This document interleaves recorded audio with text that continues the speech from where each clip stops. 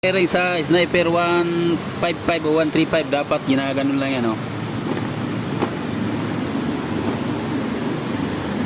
Pag pinasok mo muna dito, sabay gaganon mo, sabay sa kunay tiklop. Ngayon pagka tinanggal mo siya, tuklapin mo muna dito, dito.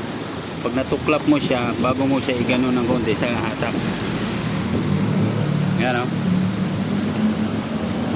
Pagka nailagay natin ganyan, nakabuka mo ng konti, sabay ihatak mo pa ganon. Yan, tulak mo na yan. Pagtanggal naman, tornilyo, baklas dito. Pag naangat na to dito, igagano mo konti, sabay ganyan mo konti, oh. Yan. Kasi manipis siya dito, makapal dito. Pag ipasok mo siyang ganyan, saka mo silak ng ganyan. Kasi pag atake mo siya pa ganon, masira yung mga ano, kaya kailangan siya ganon.